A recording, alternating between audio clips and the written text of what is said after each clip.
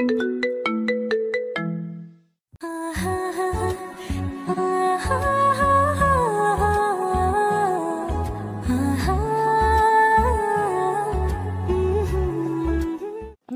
আসসালামু আলাইকুম। কেমন আছেন স্যার? ওয়ালাইকুম আসসালাম। ভালো, তুমি? খুব ভালো। স্যার আপনাকে দেখে স্যার স্যার লাগে না। আচ্ছা, তাহলে কেমন কেমন লাগে? থাক বলে মাইন্ড করবেন, বলার দরকার নাই। বলো, মাইন্ড করব না। আপনাকে একদম চকলেট বয় লাগে। আচ্ছা, তাহলে তোমাকেও তো চকলেট গার্ল লাগে, কারণ তুমিও খুব কিউট। আয়াত কথাটা এমনি বললো, কিন্তু তনয়ের মনের মধ্যে তো 1 কেজি লাড্ডু ফুটলো। আচ্ছা, তাহলে পড়া শুরু করি। ওকে। আয়াত সপ্তাহে 3 দিন তনয়াকে পড়াতো। আয়াত যখন তনয়াকে পড়াতো, তখন তনয়া প্রায় আয়াতের দিকে তাকিয়ে থাকতো। আয়াতের চোখে চোখ পড়লে নামিয়ে নিত। ব্যাপারটা আয়াত খেয়াল করলেও তনয়ের ছেলে মানুষে ভেবে ইগনোর করতো। কিন্তু তারপরও আয়াতের খুব অস্বস্তি লাগলো। তনয়া অনেক ছেলে মানুষই করতো। আয়াত মাঝে মাঝে বকা দিলেও তনয়ের ছেলে মানুষিটা ওর খুব ভালো লাগতো।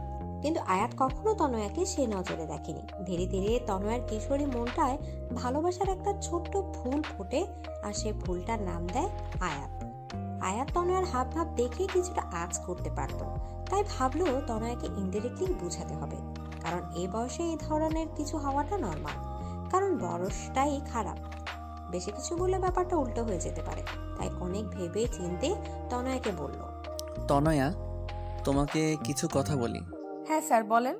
জানো তনয়া, মানুষের জীবনের সব থেকে খারাপ বয়স কোনটা? না তো, কোনটা স্যার? 13 থেকে 18 বছর বয়সটা। কেন স্যার? এই সময় মানুষ ছেলেবেলা আর ম্যাচিওর বয়সের মাঝামাঝি থাকে। এই বয়সে খারাপ জিনিসটা ভালো আর ভালো জিনিসটাকে খারাপ মনে হয়। এই বয়সের কিশোর কিশোরীদের শিক্ষণীয় কথা অসহ্য লাগে। এই বয়সে খারাপ জিনিসটা উপরের চাকচিক্য দেখে তার প্রতি আকৃষ্ট হয়ে ভুল করে, কিন্তু যখন বুঝতে পারে ভুল করছে তখন করার মতো আর কিছু থাকে না। যে এই বয়সের ভ্রম থেকে নিজেকে বাঁচাতে পারবে তার জীবনটা অনেক সুন্দর হবে। দেখো, এই বয়সে ভালো লাগা জিনিসটা মনের সাথে আষ্টে পৃষ্ঠে জড়িয়ে যায়। তখন বোঝা যায় না কোনটা ভালো লাগা আর কোনটা ভালোবাসা। ভালো লাগা আর ভালোবাসার মধ্যে আলাদা একটা পৃথিবী তৈরি হয়ে যায়। যেই পৃথিবীতে প্রথম প্রথম ফুলের সমারোহ থাকলেও কিছু দূর যেতেই দেখবে ফুলগুলো ঝরে গিয়ে সেখানে কাঁটার উৎপত্তি হয়েছে। আমি কি বলতে চাচ্ছি তুমি বুঝেছো? জি স্যার। কি বুঝলা? I love you. What? What না স্যার, উত্তরটা আই লাভ ইউ টু হবে। Just shut up. আমি তোমাকে এতক্ষণ কি বোঝালাম সব কি তোমার মাথার উপর দিয়ে গেছে? না স্যার, এক কান দিয়ে ঢুকছে, অপর কান দিয়ে বের করে গিয়েছি। চুপ, একদম চুপ। তোমাকে বললাম না এই বয়সে কখনো ভালোবাসা হয় না, এটা হয় ভ্রম, নয় ভালো লাগা। No sir, I really love you. তোমার মতো ইডিয়েট মেয়েকে পড়ানো আমার পক্ষে সম্ভব না। Good bye. এই বলে রাগ করে হন হনিয়ে চলে গেল আয়াত। আর তনয় হা হয়ে আয়াতের যাবার পানে তাকিয়ে রইল আর ভাবছে, কি এমন বললাম মেয়েরা প্রপোজ করলে ছেলেরা আরো খুশি হয়ে অ্যাকসেপ্ট করে, আর এ তো উল্টো। আয়াত যদি বাবাকে বলে দেয় তাহলে তো সর্বনাশ। তাছাড়া সামনের মাসে প্রথম সাময়িক পরীক্ষা, এখন নতুন টিচার কোথায় পাবো? যাক, নিজের ইগো বর্তমানে ব্যাগে রেখে স্যারকে ফোন দিয়ে সরি বলি, দেখি বেটায় ঘাটতারায় মানে কিনা। এভাবে তনয় আয়াতকে ফোন দিল। প্রথমে কয়েকবার রিং হয়ে কলটা কেটে গেল। তারপর আয়াত বলল, হ্যালো স্যার। হ্যাঁ বলো। Sorry sir. সরি বললে কাজ হবে না, আমি তোমাকে আর পড়াবো না। স্যার আমি আর কখনো এমন কথা বলবো না, প্লিজ বাবাকে কিচ্ছু বলবেন না। ঠিক আছে। তাহলে কাল থেকে পড়াতে আসছেন? না, তোমার বাবাকে বলবো না, তাই বলে যে তোমাকে পড়াবো তা কিন্তু না। প্লিজ স্যার, সামনের মাসে আমার পরীক্ষা, এখন নতুন টিচার কোথায় পাবো, আর বাবাকেই বা কি বলবো? সেটা মাথার মধ্যে প্রেমের পোকা ঢোকার আগে মনে ছিল না? সরি বললাম তো, আর আপনি তো বললেন যে এই বয়সে ভুল হয়, তাহলে আপনার কি উচিত না আমার ভুলটা শুধরে দেওয়া? এই মেয়ে, তুমি তো দেখছি আমার কথায় আমাকে ফাঁসিয়ে দিলা। ঠিক আছে, কাল থেকে পড়াতে আসবো, তবে একটা শর্তে। কি শর্ত স্যার? এই ধরনের কোনো দুষ্টুমি বা ফাইজলামি আর কখনো করবে না, ঠিক আছে? ঠিক আছে স্যার। পরের দিন আয়াত আবার নিয়মিত পড়াতে আসতো। তনয় এখন অনেক শান্ত হয়ে গেছে। সে আগের মতো দুষ্টুমি করে না। আয়াত প্রথম প্রথম তাতে খুব খুশি হয়েছিল, কিন্তু ধীরে ধীরে আয়াত ও তনয়ার সেই দুষ্টুমিগুলো মিস করতে লাগলো। কিন্তু সব বুঝতে পেরেও আয়াত তনয়াকে কিছুই বলতো না। ভাবতো সামনে ওর পরীক্ষা, এই মুহূর্তে কিছু বলা মানে ওর ঘাটাকে উস্কে দেয়া, তাই চুপচাপ রইল। তারপর তনয়ার পরীক্ষা শেষ হলো, খুব ভালোভাবে পরীক্ষাগুলো হয়ে গেল। পরীক্ষার পর তনয়া আবার আগের মতো দুষ্টামি করা শুরু করলো, কিন্তু আয়াতকে এখন খুব কম জ্বালায়। একদিন তনয়া ওর কিছু বান্ধবীদের সাথে ঘুরতে পার্কে গেল। সেখানে গিয়ে দেখে আয়াত একটা মেয়ের সাথে বসে কথা বলছে, খুব হাসাহাসি করছে। তনয়া সেটা দেখে রাগে ফুটছিল, ওর বান্ধবীদেরকে বললো সামনে যেতে। তারপর সোজা গিয়ে আয়াতের সামনে দাঁড়ালো, রাগী চোখে আয়াতের দিকে তাকিয়ে আছে। আয়াত তনয়াকে দেখে বলল, আরে তনয়া, তুমি এখানে? উনি কে? আমার বন্ধু লিমা। বন্ধু নাকি অন্য কিছু? তা দিয়ে তোমার কি দরকার? তনয়া কোনো কথা না বলে আয়াতের গালে একটা কিস করে বসলো। কারণ আই স্টিল লাভ ইউ। উপস্থিত ঘটনায় আয়াত আর লিমা হতভম্ব হয়ে গেল। আয়াতের ভীষণ রাগ উঠে গেল। তারপর একটা শব্দ হলো ঠাস। হাত তনয়া নিজের গালে হাত দিয়ে আছে। এই মেয়ে, তোমাকে কথা বললে বোঝো না নাকি? তোমাকে এত বোঝানোর পরও বোঝো না? আর শোনো, তোমাকে আমি ভালোবাসি না, কারণ আমি লিমাকে ভালোবাসি। আর হ্যাঁ, ও আমার বন্ধু না, গার্লফ্রেন্ড। আর কখনো তোমাকে পড়াবো না। যাও, বাড়ি যাও। ধমক দিয়ে পাঠিয়ে দিল। তনয়া আয়াতের কথাগুলো শুনে কান্না করে দিল। টপ টপ করে ওর চোখ থেকে জল পড়ছে। তারপর গা চেপে ফুপিয়ে ফুপিয়ে বলল, ভালোবাসেন না ঠিক আছে, তাই বলে চর মারলেন কেন? আমার গালটা যে লাল হয়ে গেল, খুব ব্যথাও করছে। তনয়ার কথা শুনে আয়াতের খুব হাসি পাচ্ছে, কিন্তু এখন হেসে দিলে সব উল্টো হয়ে যাবে। তাই অনেক কষ্টে আয়াত হাসিটা আটকালো। তনয়া কাঁদতে কাঁদতে চলে গেল, আর আয়াত ওর যাবার পানে কতক্ষণ তাকিয়ে থেকে বাড়ি ফিরে গেল। তনয়ার ফর্সা গা জলের কারণে লাল হয়ে গিয়েছে। রাতের বেলা তনয়া ওর বাবার সাথে বসে টিভি দেখছিল। তখনই ওর বাবার ফোনে ফোন আসলো। ওর বাবা তখন বলল আয়াত ফোন করেছে। ভয়ে তো তনয়ার হাত পা ঠান্ডা হয়ে যাবার উপক্রম। না জানে কি না কি বলে তার বাবাকে। তনয়ার বাবা ফোনে কথা শেষ করে বললেন, আয়াত নাকি আর তনয়াকে পড়াতে পারবে না। কেন? আয়াতের নাকি কিছুদিন পর পরীক্ষা। প্রাইভেট পড়ালে নাকি ওর নিজের পড়ায় অসুবিধা হয়, তাই। তাহলে তনয়াকে কেন পড়াবে? আয়াত নতুন টিচার ঠিক করে দিয়েছে, কলেজের টিচার, বয়স্ক একজন টিচার। বেটা বজ্জাত, আমাকে এখন বয়স্ক টিচারের হাতে দেওয়া হচ্ছে? তোকে আমি দেখে নিব, কবে তা নিশ্চিত বলতে পারি না, তবে হতে পারে 5-10 বছর পর, কিন্তু দেখে অবশ্যই নিব। তারপর আর আয়াতের সাথে তনয়ার দেখা হয়নি। তারপর তনয়া আর কারোর সাথে রিলেশন তো দূরে থাক, কেউ প্রপোজ করলেও তাকে ধরে পিটাতো। তনয়া এসএসসি পরীক্ষায় জিপিএ 5 পেল। তারপর কিছুদিন আগেই কলেজে ভর্তি হলো। কিন্তু কপাল দুঃখে বলেন আর সুখে বলেন, প্রায় 2 বছর পর তনয়া আর আয়াতের আবার দেখা হলো। ও হ্যালো বন্ধুগণ, কল্পনা শেষ, এবার বর্তমানে ফিরে আসেন। পরের দিন তনয়া আবার কলেজে গেল। আজকে আয়াতের ক্লাস টাইমে তনয়া গিয়ে ক্লাসের পেছনের দিকটায় বসলো, আর এমন ভাবে বসলো যাতে আয়াতের বারবার দেখতে না হয়। মানে ওর সামনের বেঞ্চে লম্বা একটা ছেলে ছিল। আয়াত এসে বার ক্লাসের দিকে এদিক ওদিক চোখ বোলাচ্ছিল। তারপর দেখলো তনয়া ক্লাসের পেছনের দিকে নিচের দিকে তাকে চুপচাপ বসে খাতায় আঁকিবুকি করছে। আয়াত তনয়ার বেঞ্চের পাশে গিয়ে একটি কাশি দিল। আয়াত থেকে তনয়া তাড়াহুড়ো করে দাঁড়ালো আর হাতটা সোজা বাম গালে রাখলো। তনয়ের এই অবস্থা থেকে আয়াতের খুব হাসি পেল, কিন্তু হাসিটা চেপে রেখে বলল, কি ব্যাপার তনয়া? আমি ওখানে পড়াচ্ছি আর তুমি এখানে খাতায় কি আঁকছো? খাতাটা হাতে নিয়ে তনয়া পেট মোটা একটা কার্টুন এঁকেছে দেখে। What is this Tanaya? Sorry sir. Shut up. আমি বলছি ক্লাস টাইমে পড়ায় মনোযোগ না দিয়ে তুমি এসব কি আঁকছো? Sorry sir. It's okay, but not again. I remember sir. That's good. তারপর আয়াত আবার পড়ানো শুরু করলো, আর তনয়া মনে মনে আয়াতকে এক গাদা গালি বর্ষণ করলো। পরের দিন কলেজের ব্রেক টাইমে কয়েকজন স্টুডেন্ট মিলে ঠিক করলো অঙ্ক প্রাইভেট পড়বে, আর সবাই আয়াত স্যারের কাছেই পড়বে বলে ঠিক করেছে। কিন্তু তনয়া বলল তার কাছে না পড়ে অন্য কোনো টিচার দেখতে। কিন্তু সবাই মনস্থির করেছে আয়াত স্যারের কাছেই পড়বে। তাই সবাই মিলে আয়াতের কাছে গেল কথা বলতে, কিন্তু তনয়া গেল না।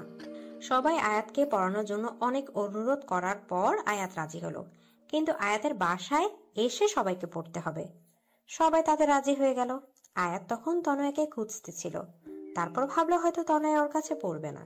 তনয়া ভাবছে পড়তে যাবে কি যাবে না। তারপর ভাবলো সব বন্ধুরা পড়তে পারলে আমি কেন পারবো না। আর আয়াত স্যারের প্রতি এখন কোনো ফিলিংস নাই। আবার নিজেই নিজেকে প্রশ্ন করলো, সত্যি কি তার প্রতি কোনো ফিলিংস নাই? আচ্ছা, একটা পরীক্ষা করে দেখি আয়াত স্যারকে আমি আজও ভালোবাসি কিনা। চোখ বন্ধ করে কতক্ষণ থাকবো? যদি আয়াত স্যারের চেহারা দেখি তাহলে বাসি, আর না আসলে তো নাই। আমি চোখ বন্ধ করলাম, কিন্তু কিছুক্ষণ চোখ বন্ধ করার পর তনয়া কেঁপে উঠলো। আরে আমি তো আয়াত স্যারকে ভুলেই গেছিলাম। তাহলে চোখ বন্ধ করলে শুধু তাকে কেন দেখতেছি? আজব তো। কয়েকদিন পর থেকে সবাই আয়াতের বাসায় পড়তে গেল। সবাই আয়াতের বাসায় ঢুকে পড়লো, কিন্তু তনয়া ভিতরে যাবে কি যাবে না তা নিয়ে চিন্তা করছে। এর মধ্যে আয়াত দরজার সামনে এসে দাঁড়ালো। ভিতরে এলে তোমাকে খেয়ে ফেলবো না। আয়াতকে দেখলেই বাম গালে হাত দেওয়া তনয়ের এখন অভ্যাসে পরিণত হয়েছে। ভিতরে ঢুকে তনয়া দেখলো আয়াতের বাড়িটা বেশ সুন্দর করে সাজানো। একজন বলল, স্যার আপনি কি এখানে একা থাকেন? আরে না, বাবা মা মাসখানের জন্য গ্রামে গেছে, কিছুদিন পরই চলে আসবে। তোমরা পাশের রুমে যাও, সেখানেই সবাইকে পড়াই। সবাই আয়াতের বাসায় এসে তারপর বসে পড়ে, যে যার মতো গল্প করে। কিন্তু তনয়া চুপচাপ বসে বইয়ের দিকে তাকিয়ে থাকে। ইদানিং আয়াত খেয়াল করেছে তনয়া সে আগের তনয়া নাই। আগে সে দুষ্টুমি চাঞ্চল্য তার মাঝে আর নেই। একদম শান্ত প্রকৃতির। আয়াত তনয়ার এই রূপটা একদম পছন্দ করে না। প্রায় 4 মাস হয়ে গেছে আয়াত এখনো তনয়াকে দুষ্টুমি করতে দেখে না। কেমন যেন হয়ে গেছে। ঠিক যেমন পানির অভাবে একটি ফুল নেতিয়ে যায়, তনয়া ঠিক তেমনি নেতিয়ে গেছে। আয়াতের মনে হচ্ছে কোথাও না কোথাও ওর জন্য ওই নিজেই দায়ী। তাই আয়াত ঠিক করলো তনয়ার সাথে সরাসরি কথা বলবে। তনয়া শোনো। তনয়া তখন কলেজ শেষ করে বাড়ি যাচ্ছিল। আয়াতের ডাকে পেছনে পেল। আমাকে ডাকতেছেন স্যার? হ্যাঁ, তোমার সাথে আমার কিছু কথা আছে। হ্যাঁ বলুন স্যার। এখানে না, তুমি আজকে আমাদের বাসায় সবার যাবার আধা ঘন্টা আগে যাবে, যদি তুমি ফ্রি থাকো। কিন্তু স্যার। ভয় নেই, বাসায় বাবা মা সবাই আছে। বিশ্বাস না হলে আমাদের বাসার টেলিফোনে বা তোমার বাবাকে দিয়ে ফোন করিয়ে কনফার্ম হতে পারো। কি যে বলেন স্যার, আমি আপনাকে অনেক বিশ্বাস করি। ধন্যবাদ। বিকেলে কথা মতো তনয়া অনেক আগে পড়তে গেল। দরজায় ডোরবেল বাজালো। দরজা আয়াতের মা খুললো। তাকে দেখে তনয়া সালাম দিলেন। আসসালামু আলাইকুম আন্টি। ওয়ালাইকুম আসসালাম। আরে তনয়া, তুমি কেমন আছো? জি আন্টি, ভালো। আপনি? খুব ভালো, ভিতরে আসো। আন্টি স্যার কোথায়? ওর রুমে। তুমি বসো, আমি ওকে নিচে পাঠিয়ে দিতেছি। আয়াত নিচে এসে তনয়ার পাশে বসলো। স্যার কি যেন বলতে চাইছিলেন? তনয়া, তোমার কি কিছু হয়েছে? না তো স্যার। কিন্তু কেন? না, তুমি সেই আগের তনোয়া আর নাই। কেন স্যার, আপনার এমন কেন মনে হলো? 2 বছর আগে যখন তোমাকে পড়াতাম, তখন তোমার মাঝে অন্যরকম একটা চাঞ্চল্য, দুরন্তপনা আর দুষ্টুমি ছিল, কিন্তু এখন সেটা তোমার মাঝে নেই। মনে হচ্ছে তুমি সেই তনয়াকে নিজের ভিতর বন্দি করে উপরে একটা মুখোশ পরে আছো। মনে হচ্ছে নিজেকে লুকাতে চাইছো কোথাও। এটার জন্য আমি দায়ী নই তো? না স্যার, সেরকম কিছু না। আপনি প্লিজ নিজেকে দায়ী করবেন না। আর স্যার, আপনি তো আমাকে বলেছিলেন ছেলে মানুষই সবসময় চলে না। আমি তাই ফলো করছি। নিজের ছেলে মানুষটাকে ছেড়ে বুঝদার হবার চেষ্টা করছি। বুঝলাম তুই ম্যাচিওর হবার চেষ্টা করতেছো, কিন্তু তুমি কি খেয়াল করেছো বেশি বড় মানুষই দেখাতে গিয়ে তুমি নিজেকে হারিয়ে ফেলেছো? ঠিক জানি না। তাহলে জানার চেষ্টা করো। এভাবে নিজের থেকে যদি দূরে চলে যাও তবে খুশি থাকতে পারবে না। দেখো তনয়া, সবার একটা অতীত থাকবেই। সে তুলনায় তোমার অতীতটা নেহাত ছেলে মানুষই, কিন্তু তবু সেটা মনের মাঝে দাগ কেটে যায়। তারপরও অতীতটাকে বলে থাকাই ভালো নয় কি? কি বললাম, বুঝলা কিছু? স্যার। তাহলে আবার আগের তনয়া হয়ে যাও, কেমন? তবে হ্যাঁ, দুষ্টুমির পরিমাণ কিন্তু আগের মতো রেখো না, কারণ আমি জানি তনয়ের দুষ্টুমি অন্যদের উপর কতটা ভারী পড়ে। কিন্তু স্যার, আমি আবার আগের তনয়া কিভাবে হব? সেটাও কি আমি বলে দিব? প্রশ্ন যখন আপনি তুলেছেন, উত্তরও আপনাকেই দিতে হবে, বুঝলেন? ওকে ওকে, প্রথমে নিজের মাথার মধ্যে বড় হবার যে চিন্তাগুলো আছে না, সেগুলো ঝেড়ে ফেলে দাও। তারপর আয়নার সামনে দাঁড়িয়ে নিজেকে দেখো, নিজের দুষ্টুমিগুলো নিয়ে ভাবো, আর দুষ্টুমি করো। অনেক অনেক ধন্যবাদ স্যার। আর এই ম্যাচিওর হওয়ার চক্করে আমিও হাঁপিয়ে উঠেছিলাম। যাক বাবা, হাঁপ ছেড়ে বাঁচলাম। এর মধ্যে আয়াতের মা নাস্তা নিয়ে আসলেন। আন্টি, এগুলোর কি দরকার ছিল? চুপ, একদম চুপ। এতদিন ধরে আমাদের বাসায় পড়তে আসিস, অথচ তোর এতটুকু যত্ন করতে পারি না। আসলে এতগুলো ছেলে মেয়ের মধ্যে তোকে আলাদা করে দেখলে ওদের খারাপ লাগতে পারে, তাই। কিন্তু শত হলেও তুই তো নিজেদের মেয়ে। মানে? মানে তুই আয়াতের বাবার বন্ধুর মেয়ে। তোর বাবার সাথে কত বছরের পরিচয়। আর তোর বাবা মা তো প্রায় আমাদের বাসায় আসে, কিন্তু তোকে কখনো নিয়ে আসেনি। সব সময় কোনো না কোনো বাহানা বানিয়ে দিত। নে, এবার চুপচাপ খাওয়া। তনয়া দেখলো দুবাটি আইসক্রিম, বাকিগুলো রেখে সেটাই নিল। আয়াত আইসক্রিমের অন্য বাটিটা নিতে যাবে, এর মধ্যে তনয়া বলল, একদম হাত দিবেন না। কেন? ওখানে বাকি যে খাবার রাখা আছে সেটা খান। আমার আইসক্রিমের দিকে একদম নজর দিবেন না। আন্টি ওটা আমাকে দিয়েছে। 2 বাটি সব একা খাবে? হ্যাঁ তো, 10 বাটি আইসক্রিমও আমার কিচ্ছু হবে না। যান আন্টির কাছে গিয়ে চেয়ে খান। হায়াত মুচকে এসে দেখলো পাগলি মেয়েটা বাচ্চাদের মতো আইসক্রিম খাচ্ছে, কিন্তু চোখ বন্ধ করে। তার মানে দুষ্টুমির শুরুটা আমাকে দিয়ে করলে? তারপর পড়াশোনা শেষ করে তনয়া বাড়ি গিয়ে আয়নার সামনে দাঁড়িয়ে বলল, কোন অতীতটা ভুলবো? পাশের বাসার টিয়াকে যে চুলকানির ওষুধ লাগিয়ে নাচিয়েছিলাম, নাকি ক্লাসের স্যারের বেঞ্চের নিচে চুইংগাম রেখে দিয়েছিলাম, নাকি পাশের বাসার আন্টির গাছের ফুল চুরির বিষয়টা? আরো অনেক আছে, ভাল লাগে না। কাল আবার স্যারকে জিজ্ঞেস করতে হবে। পরের দিন আবার আয়াতদের বাসায় গেল, কিন্তু আজ এখনো কেউ পড়তে আসেনি। কেন? ডোরবেল বাজালে আয়াত দরজা খুললো। তুমি আজ পড়তে আসলা কেন? কেন স্যার? আরে আমি তো তিন্নিকে ফোন করে বলেছি আজকে পড়াবো না, সবাইকে জানিয়ে দিতে। ও, তাহলে মনে হয় আমাকে জানাতে ভুলে গেছে। কেন পড়াবেন না? আসলে মায়ের শরীরটা একটু খারাপ, তাই। ও, তা আমি কি আন্টিকে দেখতে পারি? হ্যাঁ অবশ্যই, ভিতরে আসো। তনয়া ভেতরে গিয়ে আয়াতের মায়ের সাথে দেখা করে, তার অবস্থার কথা জানতে চাইলো। তারপর আয়াতকে বলল, স্যার, একটু কনফিউশন ছিল। হ্যাঁ বলো। শোনেন আন্টি, স্যার আমাকে কিছু অতীত ভুলে যেতে বলেছে, কিন্তু আমি ঠিক ভেবে পাচ্ছি না কোনটা ভুলবো আর কোনটা মনে রাখবো। তা অতীতগুলো কি আমাদের বলা যাবে? কেন বলা যাবে না? অবশ্যই। তারপর তনয়া শুরু করলো তার সকল দুষ্টামির কাহিনী। শুরু করেছে তো করেছে, শেষ হবার নামই নেই। আর এদিকে আয়াত আর ওর মা তনয়া দুষ্টামির কথা শুনে হাসতে হাসতে অবস্থা 12টা। তনয়া, এইসব কাজ তুমি করছো? হ্যাঁ আন্টি, আরো আছে, কিন্তু ঠিক মনে পড়ছে না। কিন্তু এর মধ্যে থেকে কোনটা ভুলবো আর কোনটা মনে রাখবো তাই নিয়ে কনফিউজড আছি। একটাও ভুলতে হবে না।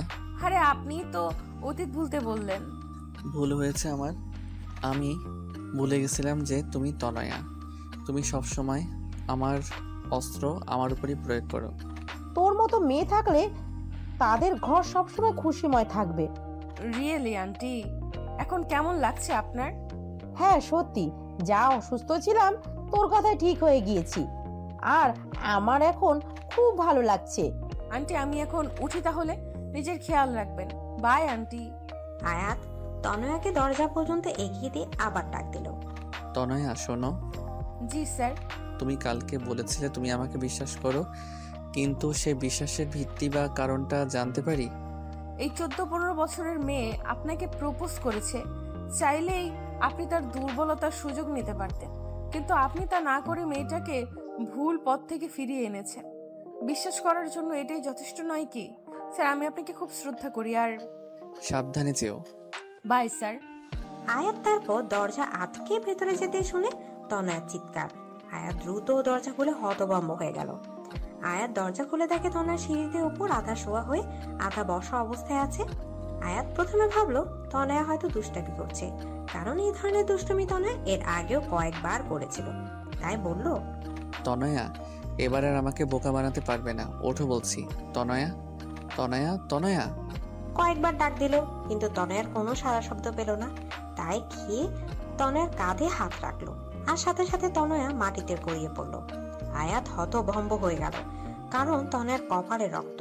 দেয়ালের দিকে তাকিয়ে দেখে দেয়ালেও খানিকটা রক্ত লেগে আছে। সিঁড়িতে অনেক পানি পড়ে আছে, মনে হয় তনয়া পানিতে স্লিপ করে পড়ে গেছে। মেয়েটার মাথা ফেটে গেছে, কি যে করবে সে? আয়াত ভাবছে। আয়াত তনয়াকে কোলে তুলবে কি তুলবে না এটা নিয়ে অস্বস্তি বোধ করছে। তারপর ভাবলো ওসব পরে ভাববো, আগে মেয়েটাকে ভিতরে নিয়ে যাই। আয়াত তনয়াকে কোলে তুলে বলল, আরে মেয়েটাকে দেখতে তো অনেক শুকনা, কিন্তু ওজন কম করে হলেও 42 হবে। আয়াত তনয়াকে নিয়ে ওর মায়ের রুমে শোয়ালো। আরে কি হয়েছে ওর?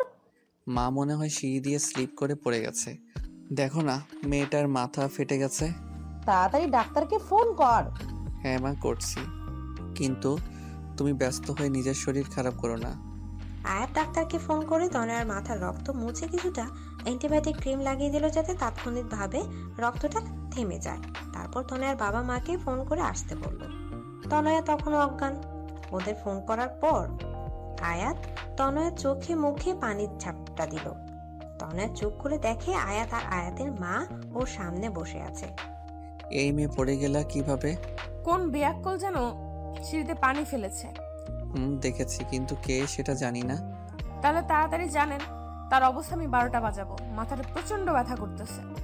আর কোথাও ব্যথা পাইছো? হ্যাঁ, পায়ে খুব ব্যথা করছে, মনে হয় মুচকে গেছে। আয়াত তনয়ার পা হাত দিয়ে দেখছে। স্যার কি করছেন? প্লিজ পায়ে হাত দিবেন না, আপনি আমার শিক্ষক। চুপ, একদম চুপ। কপাল ভালো ভাঙেনি, তবে মচকে গেছে। ডাক্তার এখনই চলে আসবে। কিছুক্ষণ পর ডাক্তার আর তনয়ার বাবা মা একসাথে এলো।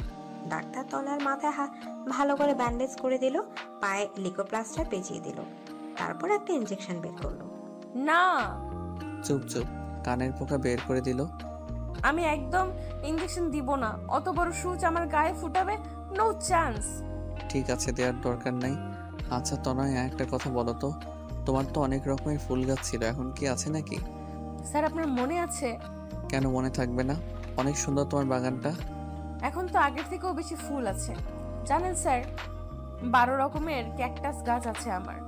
আচ্ছা, তা আমাকে কিছু ফুল গাছ দিবা? হ্যাঁ অবশ্যই স্যার। ডাক্তার হয়েছে? ডাক্তার বলে। তনয়া তাকে দেখে ডাক্তার ইনজেকশন দেওয়া শেষ। তনয়া বুঝলো আয়াত কেন ফুল গাছের প্রসঙ্গ তুলেছে। স্যার আপনি খুব বাজে। আমি জানি। ডাক্তার তারপর তনয়ার বাবা মা আয়াতের বাবা মায়ের সাথে কথা বলতে থাকে, আর আয়াত আর তনয়া অনেক কথা বলল। তনয়ার দুষ্টুমি ভরা কথাগুলো শুনে আয়াত মুগ্ধ নয়নে তনয়ার দিকে তাকিয়ে থাকে। তনয়ার চোখে চোখ পড়লে আবার চোখ সরিয়ে নিত। এদিকে সন্ধ্যা পেরিয়ে গেল। আমাদের যে এখন উঠতে হবে। আরে থাক না আজকে। না রে, পরে একদিন। আজকে তনয়ার এই অবস্থা, তাই বাড়ি যাওয়াটাই বেটার। তাহলে আজকে উঠি। কিন্তু তনয়া তো হাঁটতে পারে না, ও 3 তলা থেকে কিভাবে নামবে? সমস্যা নাই, আয়াত নামিয়ে দিবে।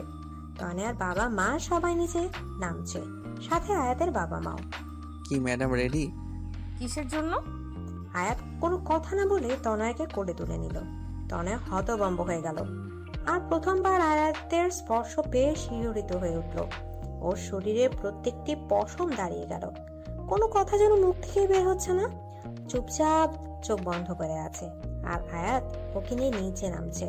তনয়া শোনো, তোমার হাতটা আমার কাঁধে রাখলে ভালো হতো, তোমার যা ওজন। তনয়া রাগান্বিত চোখে আয়াতের দিকে তাকিয়ে হাতটা আয়াতের কাঁধে রাখলো, আর আয়াতের চোখের দিকে তাকাতে অজানা এক আবেশে হারিয়ে গেল। তনয়া মনে মনে বলল, আরেকটা চান্স নেব নাকি স্যারকে ভালোবাসার? সাথে চটার কথা ভুলে পড়ল। আর তনয়া হাতটা ওর বা গালে চলে গেল। আয়াত সেটা খেয়াল করে বলল, এই মেয়ে, তুমি আমাকে দেখলে সবসময় গালে হাত দাও কেন? এমন ভাব করছেন যেন কিছুই জানেন না। আয়াত তা দেখে হেসে দিল। তনয় দেখলো ওর নিচে নেমে প্রায় গাড়ির কাছে পৌঁছে গেল। তনয়ের বাড়িতে পৌঁছে দিয়ে আয়াত মনে মনে কি যেন ভেবে মুচকি হাসি দিল। তনয়েরা চলে গেল। সেদিন রাতে তনয় ভীষণ জ্বর আসলো। পরের 2 দিন তনয়কে ক্লাসে না দেখে আয়াত একেবারে অস্থির হয়ে গেছে। ফোনে অবশ্য খবর নিয়েছিল, তাই ভাবলো আজ তনয়াকে দেখতে যাবে। সেদিন বিকেলে আয়াত আর আয়াতের মা তনয়াদের বাড়ি গেল। প্রায় 2 বছর পর আয়াত তনয়াদের বাড়ি আসলো। বাড়ির চারপাশ তাকিয়ে মনে মনে বলছে, মেয়েটা সত্যি বলেছে, ওর ফুলের বাগানটা আগের থেকে অনেক বড় করেছে। নিজে যেরকম ফুলের মতো দেখতে, তেমনি তার ফুলের শখ। আয়াতকে দেখে তো তনয়ার মা খুব খুশি। আয়াত তাকে সালাম দিয়ে কুশলাদি বিনিময় করে বলল, আন্টি, তনয়া কেমন আছে? আর বলো না, 2 দিন জ্বরের কারণে ছোট বাচ্চাদের মতো জ্বালিয়েছে। আজ সারাদিনে কিছু খাওয়াতে পারিনি। দেখো এখনো কাঁপটি মেরে শুয়ে আছে। আন্টি কিছু মনে না করলে আমি একবার চেষ্টা করে দেখতে পারি? আরে এতে মনে করার কি আছে? এই নাও খাবার। তনয়া রুমে আছে। আয়াত আস্তে করে রুমে ঢুকে দেখে তনয়া বাচ্চাদের মতো গুটিসুটি মেরে শুয়ে আছে। আয়াত তনয়ার রুমের দিকে তাকিয়ে হেসে দিল। বাচ্চাদের মতো সারা রুম কার্টুনে পিক টানানো। টম এন্ড জেরি থেকে শুরু করে রাপানজেল সবার পিক আছে। তনয়া, তনয়া, স্যার আপনি কেমন আছেন? আমি তো ভালো, বাট তুমি নিজের কি অবস্থা করেছো? স্যার আমি তো ঠিক আছি। হ্যাঁ, দেখেই বোঝা যাচ্ছে কতটা ঠিক আছো। এবার খাবারটা খেয়ে নাও। না, খাবার খেলেই আমার বমি পায়, আর খাবারগুলো খুব তেতো। খাবার না খেলে আরো বেশি দিন অসুস্থ থাকবে। থাক, তবুও খাবো না। তুমি কি দুদিন তোমার বাগানে গেছিলা? না তো, কেন? আন্টি বলল তোমার অনেকগুলো গাছ চুরি হয়ে গেছে। কি? তাই তো বলি, খেয়ে তাড়াতাড়ি সুস্থ হয়ে গাছের খেয়াল রাখো। দিন তাড়াতাড়ি খাই, আমার গাছ। বলে মুখ ভার করে খাচ্ছে। আয়াত সেটা দেখে মুখ টিপে টিপে হাসছে। তনয়া আয়াতের মায়ের সাথে অনেকক্ষণ গল্প করলো। কিছুক্ষণ পর তারা চলে গেলেন। তনয়া সুস্থ হতে প্রায় 10 দিন সময় লাগলো। এই 10 দিন আয়াত ক্লাসে তেমন কোনো মনোযোগ দিতে পারলো না। তনয়াকে খুব মিস করছে, কিন্তু কেন সেটা সে নিজেও ভেবে পাচ্ছিল না। তনয়া এখন নিয়মিত কলেজে আসে। দিন চলে যাচ্ছে আর তনয়া আর আয়াতের সম্পর্কটা আগের থেকে অনেকটা কাছে এসেছে। খুব ভালো বন্ধু ভাব হয়ে গেছে দুজনার। তারপর তনয়ার প্রথম বর্ষের ফাইনাল পরীক্ষা শুরু হয়ে গেল, আর পরীক্ষা খুব ভালোভাবে হলো। একদিন তনয়া বন্ধুদের সাথে একটি রেস্টুরেন্টে গেল। সেখানে আয়াতের জিএফ লিমাকে দেখলো কার সাথে যেন কথা বলছে। তনয়া লিমাকে প্রথম দেখে চিনে ফেললো। তারপর মনে মনে বলছে, কি করে ভুলবো এই শয়তানিটাকে? আমার অঙ্ক স্যারকে আমার কাছ থেকে চুরি করে নিয়ে গেল, চুন্নি কোথাকার। কিন্তু চুন্নিটার সাথে কে? আয়াত স্যারের মতোই তো লাগছে না। যাই একটু দেখে আসি, জ্বালিয়েও আসি। তোরা খাবার অর্ডার দে, আমি এক্ষুনি আসতেছি। তনয়া লিমার সামনে গিয়ে দাঁড়িয়ে বলল, হাই লিমা আপু। হাই, আমাকে চিনতে পেরেছেন? তুমি তনয়া না? জি আপু, কেমন আছেন? ভালো, তুমি? জি ভালো। তারপর তনয়া লিমার পাশে বসা লোক দিকে তাকালো। না, এ তো আয়াত স্যার নয়। তাহলে কে? একবার জানতে চাইবো? না থাক, যদি কিছু মনে করে আবার জিজ্ঞেস না করলে যে কনফিউশন থেকে যাবে। কি করি? তা এখানে কি করতে? বন্ধুদের সাথে। আচ্ছা আপু, আপনার সাথে এ কে? ইনি আমার। কথাটা বলতে যাবে এর মধ্যে লিমাকে কে যেন ফোন দিল। লিমা ফোনটা রিসিভ করেই বলল, হ্যাঁ আয়াত বল। আর কথা বলতে বলতে একটু দূরে চলে গেল। তনয়া বুঝলো ফোনটা আয়াত করেছে, তাই কিছু না বলে মন খারাপ করে বন্ধুদের কাছে এসে বসলো। মা ফোন করেছিল, এখনই বাসায় যেতে বললো। তোরা আড্ডা দে, আমি পরে একদিন তোদের সাথে আড্ডা দিব। রেস্টুরেন্ট থেকে বের হয়ে রিক্সা না নিয়ে সোজা হাঁটা ধরলো। আজ কেন যেন তনুর খুব কষ্ট হচ্ছে, মনে হচ্ছে বুকটা ফেটে যাবে, ভীষণ কান্না পাচ্ছে। কেন আমি আয়াত স্যারকে ভালোবাসলাম, আর কেনই বা এত কষ্ট হচ্ছে? এদিকে লিমার ফোনে কথা বলা শেষ হলে তনয়াকে খুঁজতে খুঁজতে বন্ধুদের কাছে গিয়ে তনয়ার কথা জানতে চাইলো। তারপর ওকে না পেয়ে নেহার কাছ থেকে তনয়ার ফোন নাম্বার নেয় এবং লিমারটা নেহার কাছে দিয়ে আসে আর বলে অবশ্যই যেন ফোন করে। এদিকে তনয়া হাঁটতে হাঁটতে প্রায় বাড়ির কাছে চলে আসে। ওদের বাড়ি থেকে কিছু দূরে ছোট্ট একটা পার্ক, আর সেই পার্কে যেখানে দাঁড়িয়ে আয়াতকে চড় মেরেছিল। এখানে বিকেলে অনেক ব্যায়াম করে, কেউ গল্প গুজব করে। তনয়া পার্কে ঢুকে নদীর ধারে একটি বেঞ্চে বসলো। কেন যেন খুব কান্না পাচ্ছে, আর মনে মনে নিজে নিজে বলছে, স্যারের কাছে আমার ভালোবাসাটা নেহা ছেলে মানুষই ছাড়া আর কিছুই না। কিন্তু আমার কাছে কেন সেটা মনে হয় না? আমার ছেলে মানুষই মনের মধ্যে যে ছোট্ট একটা ভালোবাসার মতো হৃদয় আছে, সেটা কি স্যার দেখতে পায় না, নাকি বুঝতে পারে না? পারবেই বা কি করে? স্যার তো আমায় না, লিমাকে ভালোবাসে। এদিকে তনয়ার ফোনটা বেজেই চলেছে। ফোনে অচেনা নাম্বার দেখে রিসিভ করলো না, কিন্তু বারবার রিং হচ্ছে বলে তাই একবার রিসিভ করলো। এপাশ থেকে বলল, হ্যালো তনয়া, আমি লিমা। বলুন আপু। তনয়া, তুমি কোথায়? পার্কে বসে আছি। কোন পার্কে? যে পার্কে বসে আপনার বয়ফ্রেন্ড আমাকে চড় মেরেছিল। ওখানেই বসো, আমি 10 মিনিটের মধ্যে আসছি। তনয় কিছু বলার আগে ফোনটা কেটে গেল। কিছুক্ষণের মধ্যে লিমা চলে আসলো। হ্যাঁ আপু বলেন, কি বলবেন? তুমি কিছু না বলে চলে আসলা কেন? এমনিতেই ভালো লাগতেছিল না আপু। ভালো লাগতেছিল না নাকি আয়াত আমাকে ফোন করেছিল তাই? তেমন কিছু না। সুইটহার্ট, তোমার বয়সটা আমিও পেরিয়ে এসেছি, সো আমার কাছে লুকিয়ে লাভ নাই ডিয়ার। আচ্ছা, তুমি তখন জানতে চাইলে না আমার পাশের লোকটিকে? He is my husband. তাহলে আয়াত স্যার যে সেদিন বলল? ওটা আয়াত সেদিন তোমাকে শোনানোর জন্য বলেছিল, যাতে তুমি পাগলামি না করো।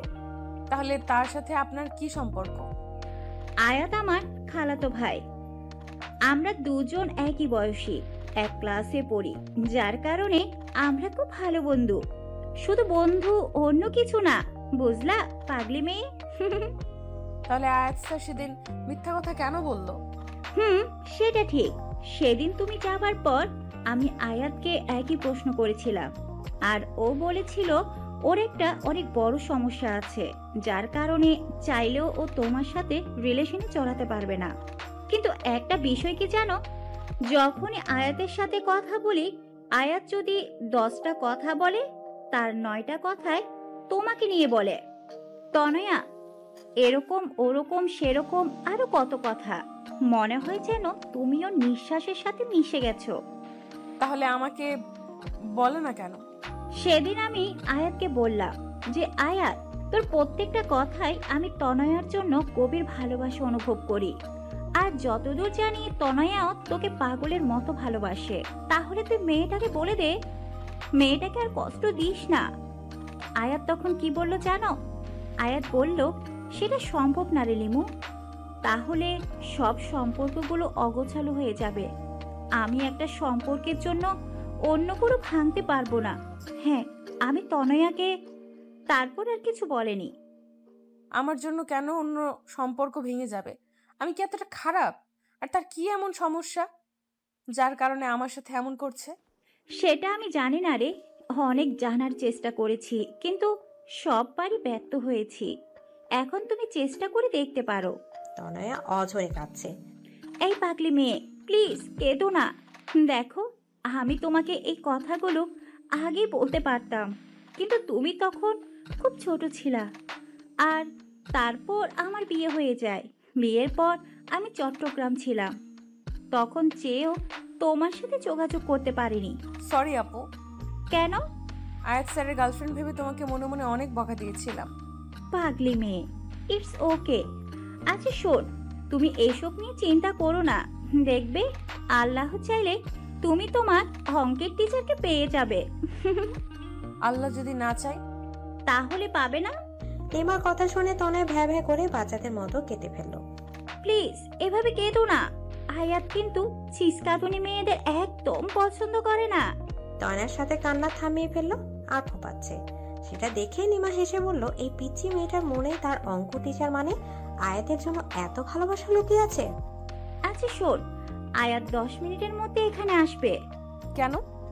আমি আসতে বলেছি। কেন? তুই সত্যিই মাথা মোটা।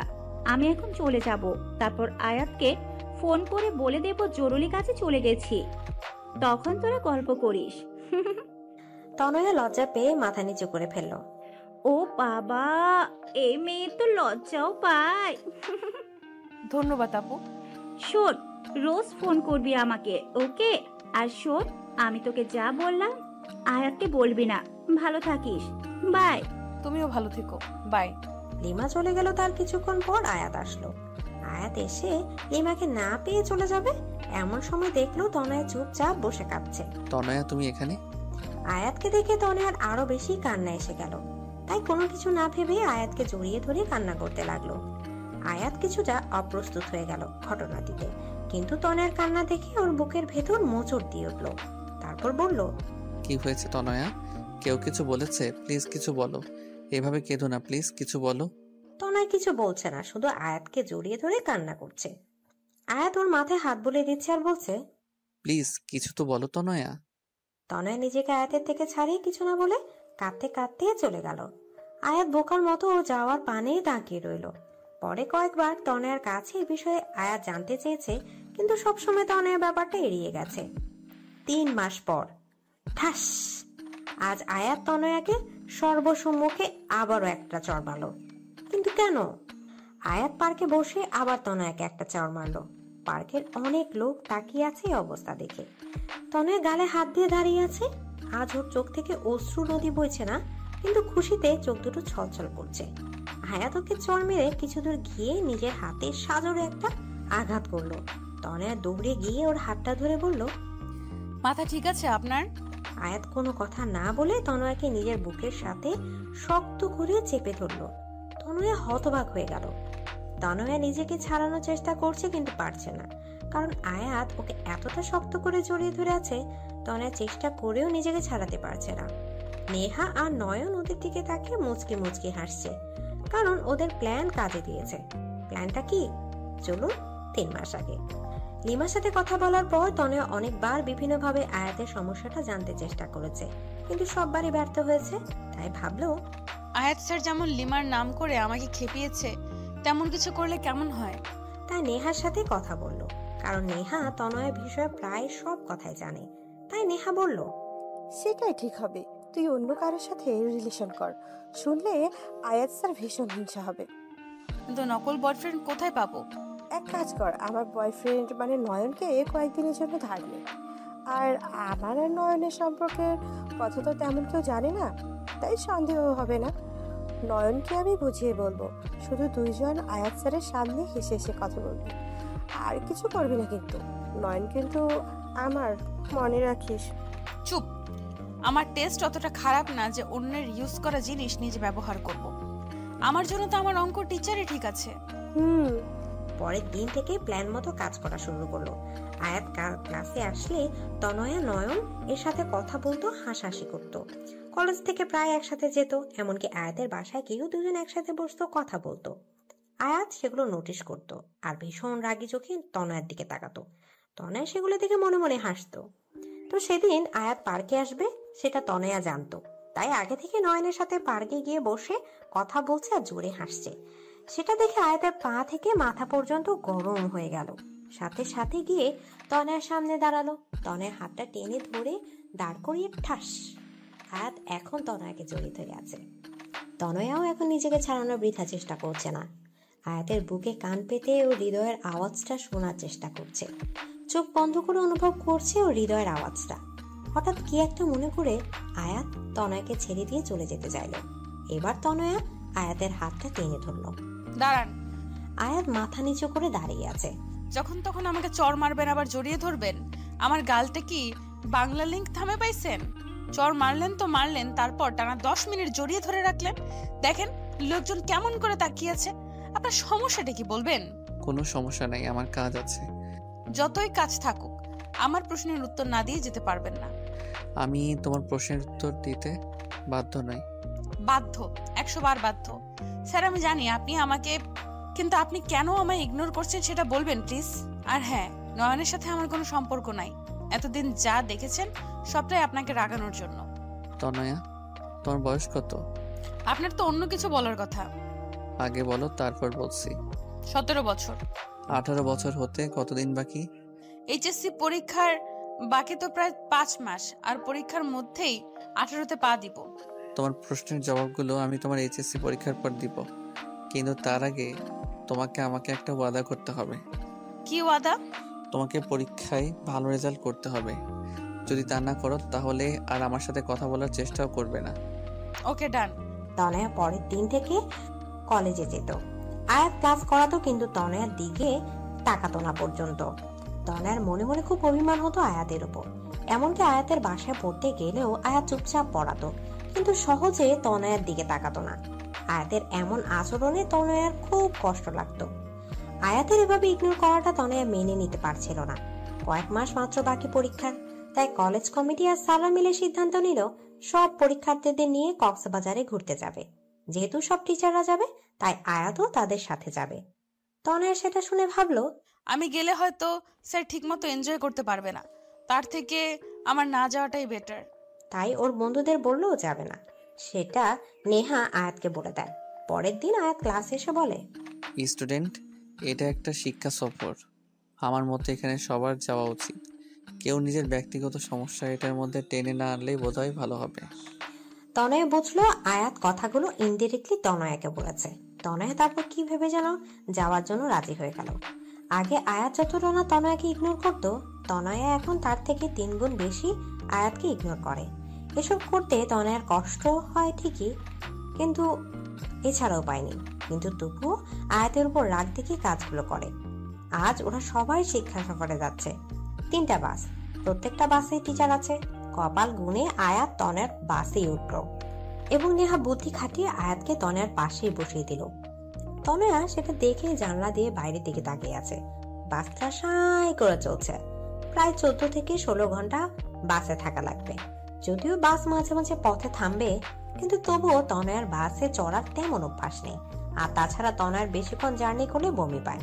তাই তনয়া ব্যাগে বমির মাথা ব্যথার ওষুধ নিয়েছিল, কিন্তু বোকার মতো সেগুলো হ্যান্ড ব্যাগে না নিয়ে জামা কাপড় ব্যাগে রেখে দিয়েছে, যেটা বাসের বাক্সে রাখা হয়েছে।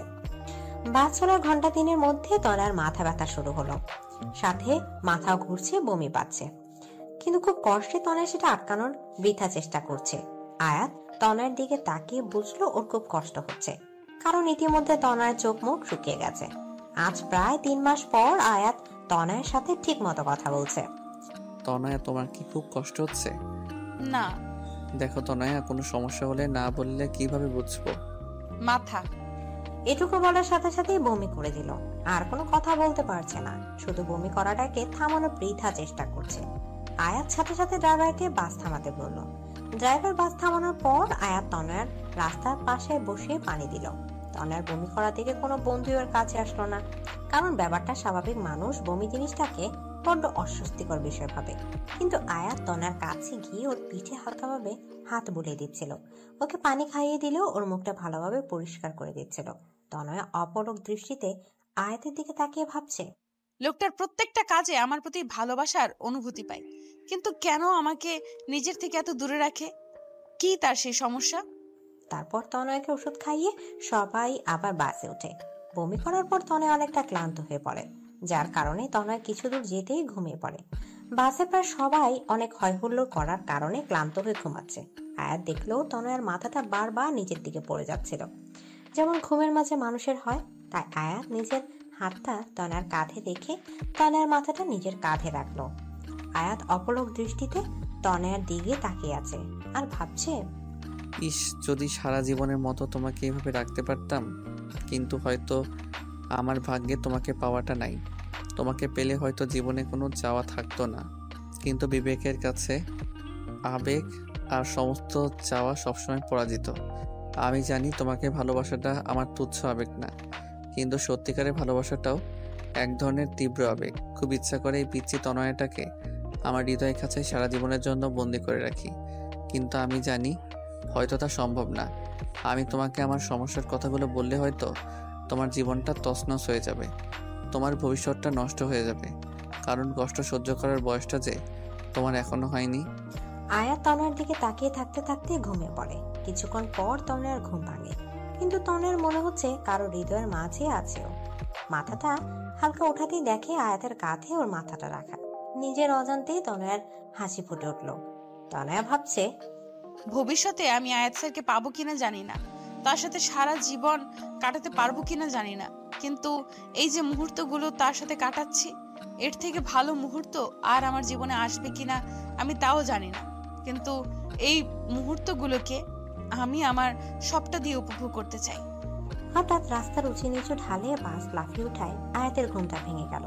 তনয়াও অনেকটা হকচকিয়ে উঠল। তনয়া আয়াতের দিকে তাকিয়ে লজ্জা পেয়ে বাইরের দিকে তাকালো। তনয়া, তোমার এখন কেমন লাগছে? আগের থেকে অনেকটা বেটার স্যার। কিছু খাবে? না স্যার। এর মধ্যে বাস ঢাকা পৌঁছে গেল। ঢাকায় প্রায় ঘন্টাখানেক বাস থামলো। সবাই খাবার জন্য হোটেলে ঢুকলো। সবাই যে যার মতো খাচ্ছে, কিন্তু আয়াত তনয়াকে শুধু ভাত, করলা ভাজি আর ডাল দিল। আমি এগুলো খাবো না। সেটা বলে তো হবে না, এখনো অনেকটা পথ জার্নি করতে হবে। অন্য কিছু খেলে তুমি আবার বমি করবে। দেখো, তোমাকে সাপোর্ট করতে আমিও একই খাবার খাচ্ছি। প্লিজ খাও তনয়া, নয়তো তোমার শরীর আরো খারাপ লাগবে। তনয়া আয়াতের কথা আর ফেলতে পারলো না। তাই কষ্ট হলো খাবারটা খেয়ে নিল।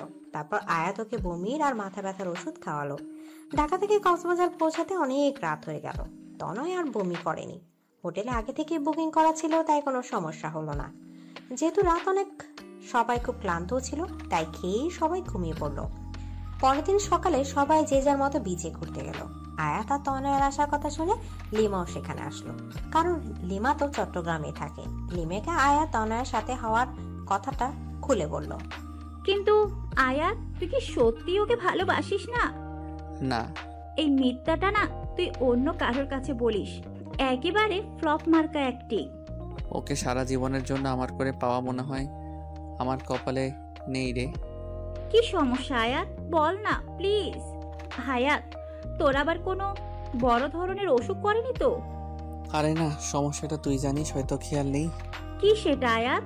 তুই তো আমার বড় ভাইয়া আয়ানের কথা জানিস। হ্যাঁ, সে একটা মেয়েকে ভালোবাসে, পালিয়ে বিয়ে করেছিল বলে তোর বাবা তার সাথে কোনো সম্পর্ক রাখেনি। হ্যাঁ, কিন্তু ভাইয়া ভালোবেসে বিয়ে করেছে বলে বাবা ততটা রাগ করেনি। আসলে বাবা তার বন্ধুর এক মেয়ের সাথে ভাইয়ার বিয়ে ঠিক করেছিল, কিন্তু ভাইয়া বাবাকে কিছু না বলে বিয়ে করায় বাবার বন্ধুর তাকে অনেক অপমান করেছিল। কিন্তু বাবা তার অপমানে অতটা কষ্ট পায় নাই যতটা ভাইয়া তার কাছে সত্যি লুকিয়েছে বলে পেয়েছে। বাবা আগেই বলেছে তিনি মিথ্যাকে ঘৃণা করেন, আর তাছাড়া বাবা সবসময় আমাদের সাথে বন্ধু সুলভ ছিল, কিন্তু তবু ভাইয়া বলেনি। তারপর থেকে বাবা ভাইয়ার সাথে কোনো সম্পর্ক রাখিনি। আমি অনেকবার চেষ্টা করেছি বাবাকে বোঝানোর, কিন্তু তিনি আমার কোনো কথাই শোনেননি। আসলে মানুষ একবার তীব্র কষ্ট পেলে তার মনটা পাথরের মতো হয়ে যায়। তখন শত আবেগ অনুভূতি তার মনকে ছুঁতে পারে না। বাবার ক্ষেত্রেও তাই হয়েছে। কিন্তু আয়াত, তোর ভাইয়ের ভালোবাসার সাথে তোর ভালোবাসার কি সম্পর্ক? হ্যাঁ, সেটাই বলছি। আচ্ছা লিমা, তুই কি জানিস তনয় আমাকে ঠিক কতদিন ধরে ভালোবাসে? হ্যাঁ, প্রায় 4 বছর। না, 3 বছর 8 মাস ধরে আমি তনয়ের চোখে আমার জন্য ভালোবাসা দেখেছি। কিন্তু জানিস আমি তনয়াকে ঠিক কতদিন ধরে ভালোবাসি? ঠিক কতদিন বলতে পারবো না, তবে তনয়া থেকে কম দিন। 4 বছর 13 দিন।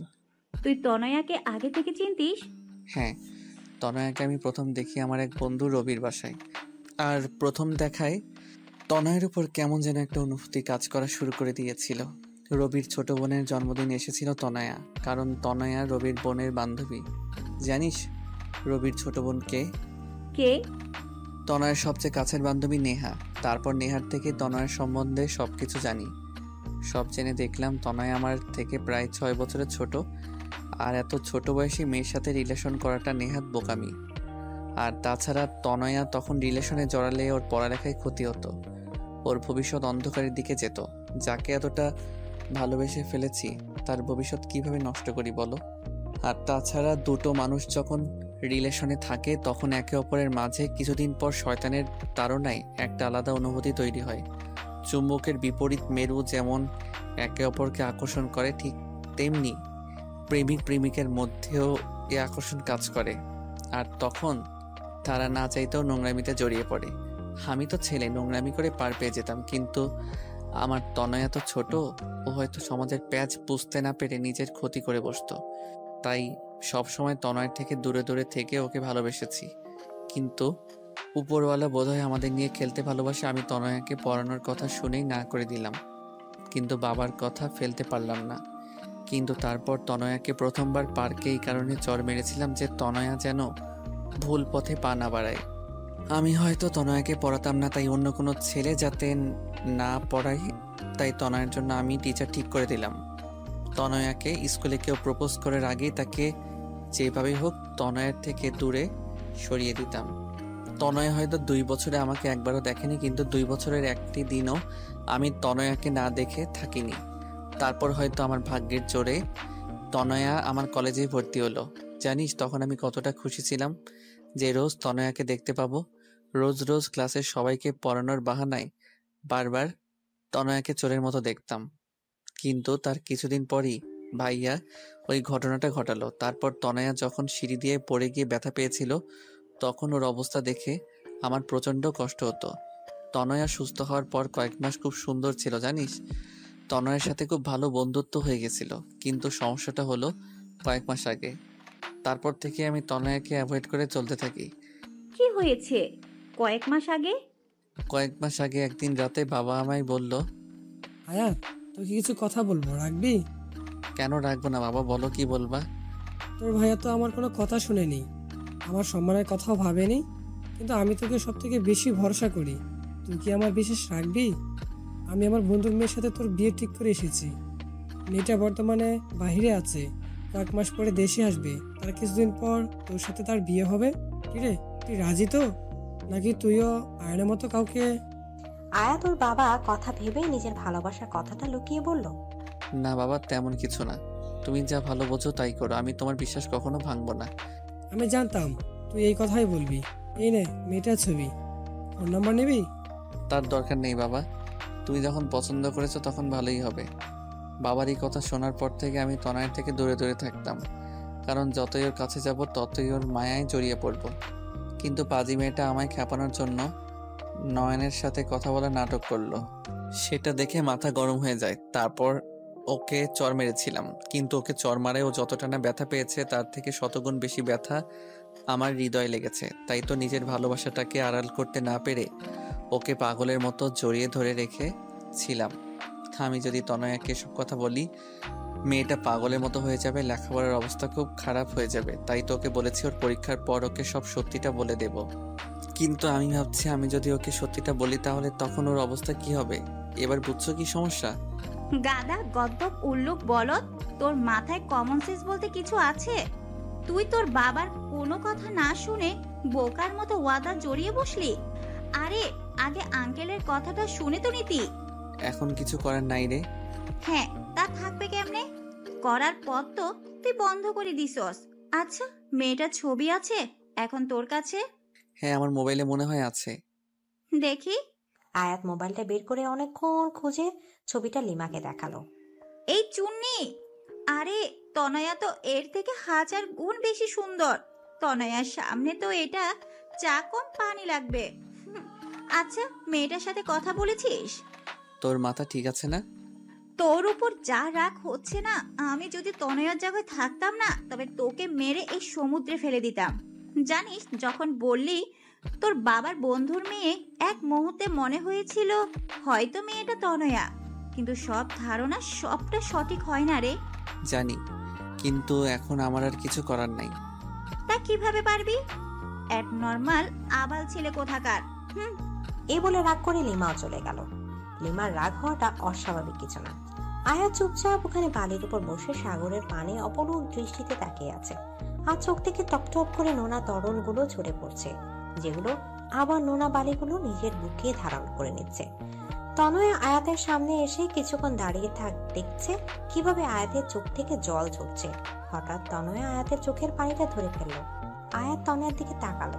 তনয়া বলল, জানেন স্যার, আমার মা বলেছিল ছেলেরা নাকি খুব বেশি কষ্ট না পেলে কাঁদে না, আর যদি কাঁদে তাহলে ছেলেদের চোখের জলগুলো নাকি মুক্তোর চেয়েও দামি হয়। আর আপনি এত দামি জিনিসগুলোকে এইভাবে অপচয় করছেন। মা আরো বলেছেন, যদি আমাদের মনে খুব বেশি কষ্ট লাগে তাহলে নিজের কাছের মানুষের কাউকে জড়িয়ে ধরে কাঁদলে নাকি কষ্ট কমে যায়। আপনিও আপনার কাছের কাউকে জড়িয়ে ধরে কাঁদুন, দেখবেন মন হালকা লাগবে। দাঁড়ান, আমি লিমা আপুকে ডেকে দিচ্ছি। এই বলে তনয়ার সামনে পা বাড়ানোর আগে আয়াত তনয়ার হাতটা টেনে ধরল। তনয়ের পেছনে ফিরে তাকানোর সাথে সাথে আয়াত তনয়াকে টান দিয়ে নিজের বুকের মাঝে চেপে ধরে। শক্ত করে তনয়াকে জড়িয়ে ধরে আয়াত কান্না করছে। তনয় কিছু হতভম্ব হয়ে গেল, কিন্তু আয়াতের এই অবস্থা থেকে কিছু বলল না, শুধু বলল, কি হয়েছে স্যার, আমাকে কি বলা যায়?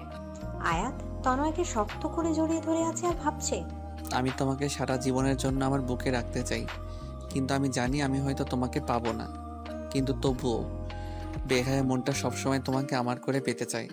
চলুন স্যার, কিছুক্ষণ সাগরের পানিতে পা ডুবিয়ে হাঁটি।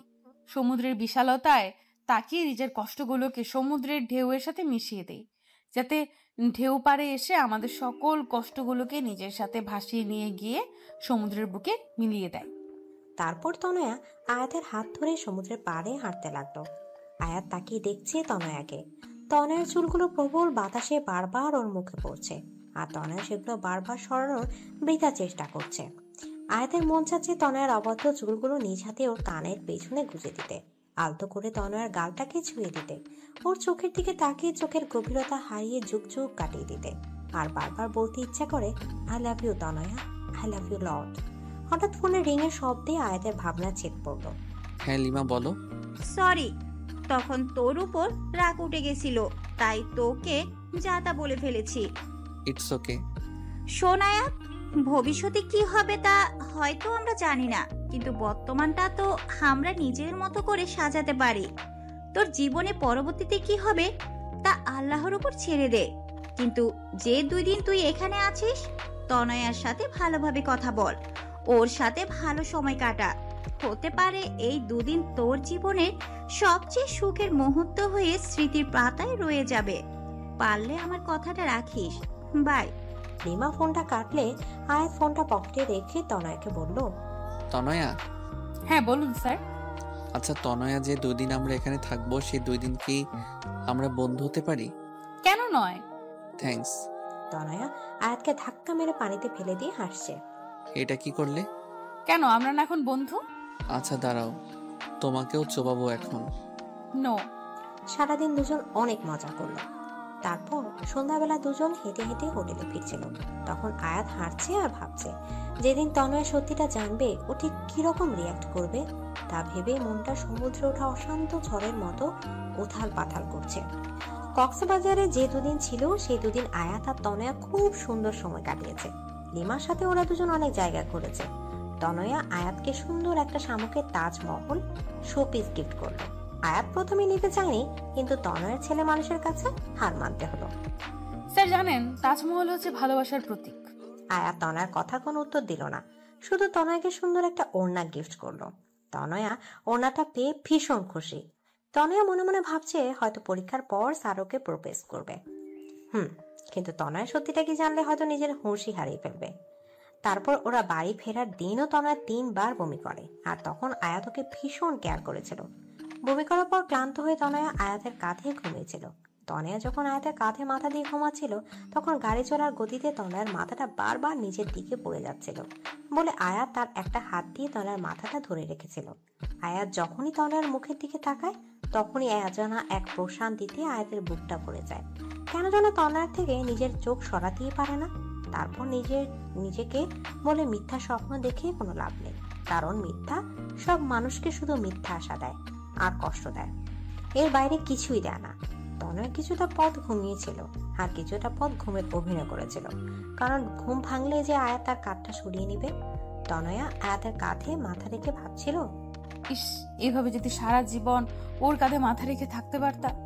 জানি না কি লেখা আছে আমাদের ভাগ্যে, কিন্তু ভাগ্যে যাই লেখা থাকুক না কেন সারা জীবন আমি আমার অঙ্ক টিচারকেই ভালোবাসবো। বরিশাল পৌঁছাতে পৌঁছাতে অনেক রাত হয়ে গেল। প্রায় সব মেয়েদেরই বাড়ির লোক এসে নিয়ে গেছে, কিন্তু তনয়ার বাবা সেদিন শহরে ছিল না। তাই তনয়ার মা আয়াতকে ফোন করে বলেছে ও যেন তনয়াকে বাড়ি পৌঁছে দেয়। তাই আয়াত তনয়াকে নিজের গাড়িতে করে তনয়াদের বাড়িতে দিকে যায়। এখন কেমন লাগছে তনয়া? জি মোটামুটি ভালো। তোমার কি জার্নি অ্যালার্জি আছে? জি স্যার, আসলে আমি এত দূর বাসে কখনো ট্রাভেল করিনি। ও, তোমার বাড়ি এসে গেছে। ও, ভেতরে আসুন স্যার। না, অনেক রাত হয়ে গেছে, এখন আর ভিতরে যাব না, বাড়ি যাব। ওকে, কিন্তু একবার গাড়ি থেকে বাইরে বের হন। কেন? আরে আগে বের হন তারপর বলছি। আয়াত গাড়ি থেকে বের হয়ে দাঁড়াতে তনয়া হুট করে আয়াতকে জড়িয়ে ধরলো। আয়াত কিছুটা হতবাক হয়ে গেল। তনয়া অনেকক্ষণ আয়াতকে জড়িয়ে ধরে বলল, আমি জানি না পরীক্ষার পর আপনার সিদ্ধান্ত ঠিক কি হবে, কিন্তু এই যে 2 দিন আপনার সাথে কাটালাম এটা আমার জীবনের সবচেয়ে স্মরণীয় দিন হয়ে আমার মনের মণিকোঠায় সারা জীবন গেঁথে থাকবে। আপনি যেমন আমার মনে গেঁথে আছেন ঠিক তেমনি এই স্মৃতিগুলো গেঁথে থাকবে। ধন্যবাদ স্যার আমার সাথে এত সুন্দর 2 দিন কাটানোর জন্য। আয়াত আর কিছু বলল না, নিজেকে তনয়ের থেকে ছাড়িয়ে চুপচাপ চলে গেল। পরের দিন থেকে সবাই লেখাপড়ায় অনেক ব্যস্ত হয়ে পড়ে, কারণ সামনে পরীক্ষা। আয়াত তনয়ের সাথে কথা বলে কিন্তু কম। তনয় পড়ার প্রেশার আপাতত ভালোবাসার পোকাগুলোকে বাক্সে বন্ধ করে রেখেছে। ওদের পরীক্ষা শুরু হলো। পরীক্ষার মধ্যে তনয় 18তে পাপ দিল, কিন্তু পরীক্ষার কারণে কোনো সেলিব্রেশন হয়নি। আজ ওদের পরীক্ষা শেষ হলো। তনয়ের পরীক্ষা খুব ভালো হয়েছে, কারণ ও আয়াতকে প্রমিস করেছিল পরীক্ষা শেষ হওয়ার পর তনয়া অধীর আগ্রহে আয়াতের ফোনের অপেক্ষা করতে লাগলো, কিন্তু প্রায় 1 মাস হয়ে গেছে, কিন্তু আয়াত ওকে দেখা করতে বলছে না।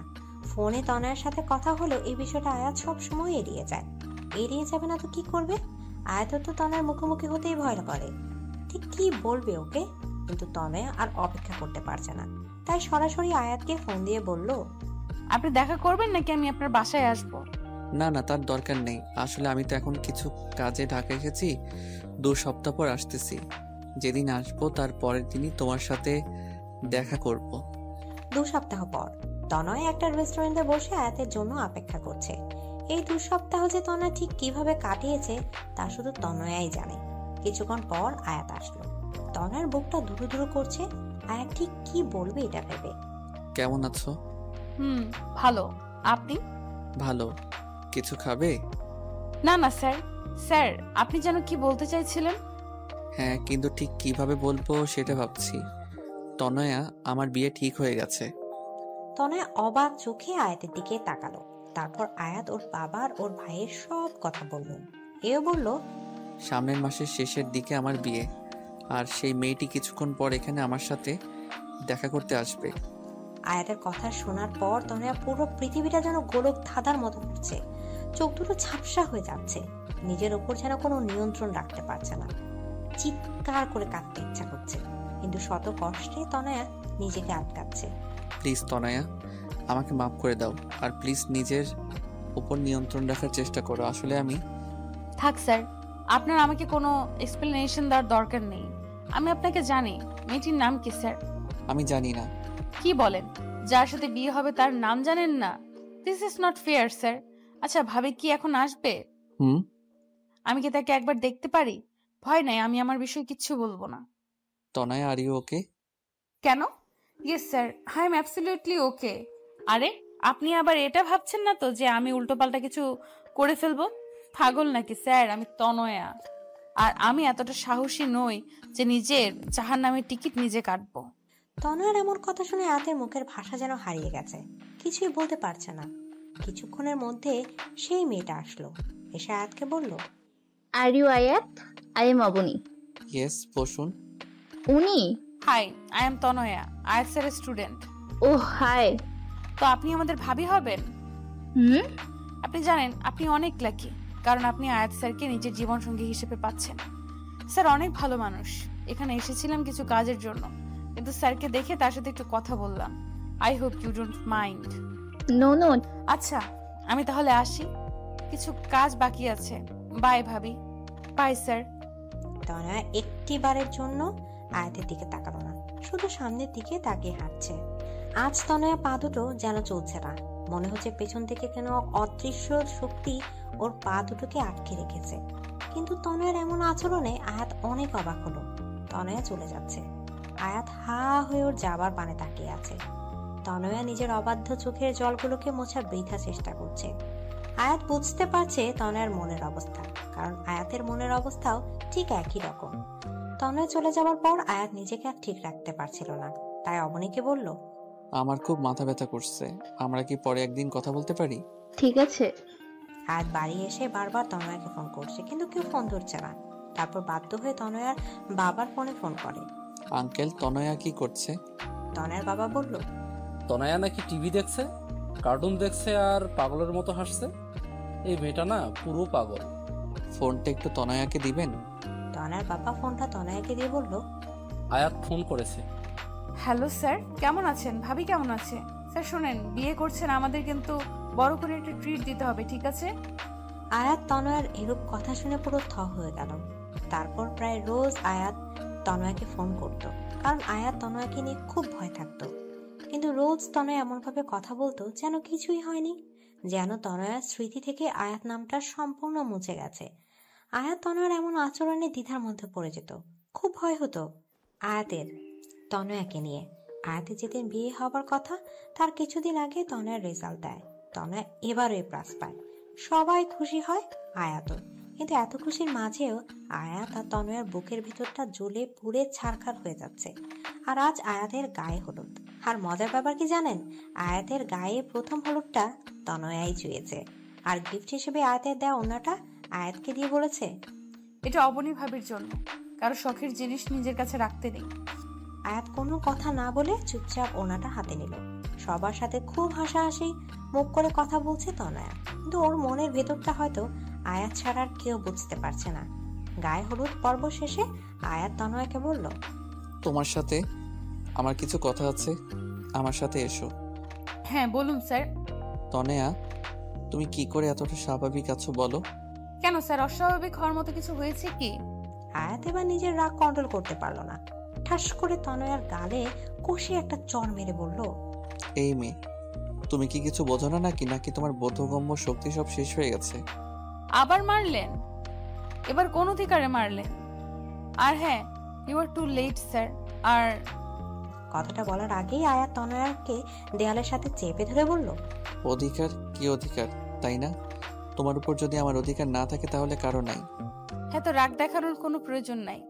কিসের জোরে আপনি আমার উপর অধিকার খাটাচ্ছেন? এই বলে তনয়া চলে যেতে চাইলে আয়াত তনয়াকে আরো শক্ত করে দেয়ালের সাথে চেপে ধরে। আয়াত তনয়ার একদম কাছে চলে যায়, এতটা যে একে অপরের নিঃশ্বাসের অনুভূতি পাচ্ছিল। আয়াত তনয়ার কাছে গিয়ে বলল, আমার ভালোবাসার জোরে আমি তোমার উপর অধিকার খাটাচ্ছি। একদিন পর যে অন্য কাউকে নিজের স্ত্রী হিসেবে স্বীকার করবে, তার মুখে ভালোবাসা অধিকার নামক কথা শোভনীয় লাগে না। আয়াত তনয়ার হাতটা শক্ত করে ধরে বলে, চলো, আজ এখন সবার সামনে আমি তোমাকে বিয়ে করব। দেখি কে কি করে, আমি কারো পরোয়া করি না। প্লিজ স্যার, রাগের মাথায় কোনো কাজ করবেন না। রাগ মানুষের গোছানো কাজকেও নষ্ট করে দেয়। প্লিজ বোঝার চেষ্টা করুন। Just shut up. আয়াত তনয়াকে ওর বাবার কাছে নিয়ে যাবে, এর মধ্যে লিমা এসে বলল, আয়ান ভাইয়া এসেছে তার বউ নিয়ে। কি আর বাবা? আয়াত, তনয়া, লিমা তাড়াতাড়ি আয়াতের বাবার কাছে যায়। গিয়ে দেখে আয়াতের বাবা আয়ান ভাইয়ার সাথে কথা বলছে। আজ আয়াতের জন্য তোকে মাফ করে দিলাম। দেখো, আজ আয়াত আমাকে কত বড় খুশি দিচ্ছে। দেখো, আয়াত আমাকে দেয়া কথা রেখেছে, তাই এই খুশি কারণে আমি তোমাকেও মাফ করে দিলাম। আয়াতের বাবা এই খুশি দেখে আয়াত আর কিছু বলতে পারলো না। তনয়া আয়াতকে সাইডে এনে বলে, দেখুন স্যার, আজ আপনার বাবা কত খুশি। আপনি কি চান তার এই খুশিটা নষ্ট হয়ে যাক? দেখুন স্যার, আমার আপনার উপর কোনো রাগ বা ক্ষোভ নেই। কেন জানেন? কারণ আপনি নিজের খুশির কথা না ভেবে আপনার বাবার খুশির কথা ভেবেছেন। আর এই জন্যই আমি আপনাকে না পাওয়ার জন্য মনে কোনো রাগ রাখি নাই। হ্যাঁ, আপনাকে না পাওয়ার দুঃখ, কষ্ট, আফসোস তো আছে আর সারা জীবন থাকবে, কিন্তু আমি এটা ভেবে নিজেকে সামলে নেব যে আপনার বাবা মা আর আপনি সুখে আছেন। স্যার, বাবা মায়ের মতো কেউ হয় না। স্যার, আপনি তাদের কথা মেনে নিন। বাবা মাকে কষ্ট দিয়ে কেউ জীবনেও সুখী হতে পারে না, খুশি হতে পারে না। আর বাবা মাকে সুখী করার জন্য যদি নিজে কষ্ট পায়, তাহলে আল্লাহ সে কষ্টের প্রতিদান একদিন না একদিন ঠিকই দিবে। চলি স্যার, ভালো থাকবেন। আমি আজকেও আসতাম না, কিন্তু আজ শেষবারের মতো আপনাকে একবার দেখার লোভ সামলাতে পারলাম না। ভালো থাকবেন। এটা বলেই তনয়া ওখান থেকে চলে গেল। আর আয়াত হা হয়ে ওর যাবার পানে তাকিয়ে আছে। তনয়া একবারের জন্য পিছু তাকায়নি, হয়তো নিজের চোখের জলটা আয়াতকে দেখাতে চায়নি। তাই আজ আয়াতের বিয়ে। কিছুক্ষণের মধ্যেই বিয়ে হয়ে গেল। আয়াতের ঘোরের মতো লাগছে, একটা ঘোরের মধ্যে বিয়েটা হয়ে গেল। আয়াত মুখ থেকে যখন কবুল বলছিল, তখন ও কলিজাটা যেন ছিঁড়ে যাচ্ছিল। বিয়ে হবার কিছুক্ষণ পর আয়াত তনয়ার কাছে ফোন করলো। ফোনটা নেহা ধরলো। হ্যাঁ স্যার, বলেন। তনয়া কোথায়? বেঁচে আছে, ভয় নেই আপনার, আমার পাশেই আছে। কিন্তু আমি আপনাকে ওর সাথে কথা বলতে দিব না। আপনি আপনার নতুন বউয়ের কাছে যান। এই বলে নেহা ফোনটা কেটে দিল। আয়াত আর কথা বাড়ালো না। রাত অনেক হলো, কিন্তু আয়াত নিজের রুমের দিকে যাবার নামও করছে না। ওর ভাবি ওকে জোর করে রুমের ভিতরে ঢুকিয়ে দিল। আয়াত রুমে ঢুকে কিছুক্ষণ নীরব থাকলো, তারপর ধীরে ধীরে বিছানার কাছে গিয়ে বলল, সরি অবনী, আমি আসলে তোমাকে বিয়ে করতে চাইনি। আমি অন্য একজনকে ভালোবাসি। তোমাকে স্ত্রী হিসেবে মেনে নেওয়া আমার পক্ষে সম্ভব না, পারলে আমাকে মাফ করে দিও। এই বলে আয়াত যাওয়া ধরলেই মেয়েটা আয়াতের হাতটা টান দিয়ে বিছানায় ফেলে দিয়ে আয়াতের পাঞ্জাবির কলার ধরে বলল, ওই, আমাকে কি রবি সিমের মতো ফ্রি পাইছেন যে যখন খুশি চর মারবেন, যখন খুশি ভালোবেসে জড়িয়ে ধরবেন, যখন খুশি বলবেন বিয়ে করবেন না, আবার বিয়ে করে বলবেন স্ত্রী হিসেবে মেনে নেবেন না? কি সমস্যা কি আপনার? আয়াত কথাগুলো শুনে অবাক হয়ে মেয়েটির দিকে তাকিয়ে তার থেকে অ্যাকশনগুলো বেশি শক খেলো। কারণ মেয়েটি আর কেউ নয়, তনয়া। আয়াত যেন কিছুক্ষণের জন্য নিজের চোখে বিশ্বাস করতে পারছে না। মনে হচ্ছে স্বপ্ন আর বাস্তব দুনিয়ার মাঝে একটা আলাদা দুনিয়া তৈরি হয়ে গেছে, আর আয়াত সে দুনিয়া হারিয়ে গেছে। তনয়া জোরে আয়াতের হাতে একটা চিমটি কাটলো। আয়াত নিজের চেতনা ফিরে পেল, হকচকি বলল, তনয়া তুমি? কি স্যার, সারপ্রাইজটা কেমন লাগলো? অবনী কোথায়? ইস, অবনীর খুব চিন্তা হচ্ছে না? আমি অবনীকে মেরে ফেলেছি। আয়াত যেন কিছুই বুঝতে পারছে না। এর মধ্যে কি যেন দরজায় টোকা দিল। আয়াত দরজা খুলে দেখে অবনী দাঁড়িয়ে হাসছে। হাই দুলাভাই, হোয়াটসঅ্যাপ? এখনো বাসা শুরু করা হয়নি বুঝি? তো আমার জন্য অপেক্ষা করছিলেন বুঝি? আয়াত আবার একটা ধাক্কা খেল। এদিকে তনয়া আর অবনী মিলে হাসছে। এর মধ্যে বাড়ির সব লোক, যেমন আয়াতের বাবা মা, ভাইয়া ভাবি, লিমা, নেহা সেখানে উপস্থিত হলো। সবাই হাসছে। আয়াত যেন বোকা হয়ে গেছে। কোনটা সত্যি কোনটা মিথ্যা তা যেন একটা ভ্রমের মতো লাগছে ওর। বাবা, এসব কি হচ্ছে? আমি জানতাম না যে আমার ছেলে তার বাবা মায়ের জন্য নিজের ভালোবাসা মানুষটাকেও ছাড়তে পারে। মানে? তোমার বিয়ে কখনোই অবনীর সাথে ঠিক হয়নি। তোমার বিয়ে অনেক আগে থেকেই তনয়ার সাথে ঠিক হয়ে আছে। অবনী তয়নার কাজিন। তয়না যখন আমাদের বাসায় পড়তে আসতো তখন থেকে আমি বুঝেছিলাম যে তুমি তয়নাকে ভালোবাসো, কিন্তু আমি দেখতে চেয়েছিলাম তুমি তোমার বাবাকে কতটা ভালোবাসো। তাই তোমার বিয়ে তনয়ের সাথেই ঠিক করেছিলাম, কিন্তু ছবি দেখালাম অবনীর সাথে, মানে তয়নার কাজিনের। কিন্তু আমি শেষ পর্যন্ত দেখতে চাইছিলাম যে তুমি তনয়ের ভালোবাসায় মোহিত হয়ে নিজের বাবা মাকে ছেড়ে যাও কিনা, কিন্তু তুমি তা করোনি। তুমি তোমার বাবা মায়ের চাওয়াটাকে প্রাধান্য দিয়েছো। তোমাকে নিয়ে আজ আমার সত্যি গর্ব হচ্ছে। তার মানে তনয়া সব জানতো? না, তনয়া জানে, মাত্র 3 মাস ধরে। কারণ তনয়ার জন্মদিনে তনয়াকে আমি উপহার স্বরূপ তার অঙ্ক টিচারকে গিফট করেছি। কারণ তনয়াই আমাকে ভালোবাসার আসল মানে শিখিয়েছে। আমার ভাইয়া আর বাবিকেও সে ফিরিয়ে এনেছে।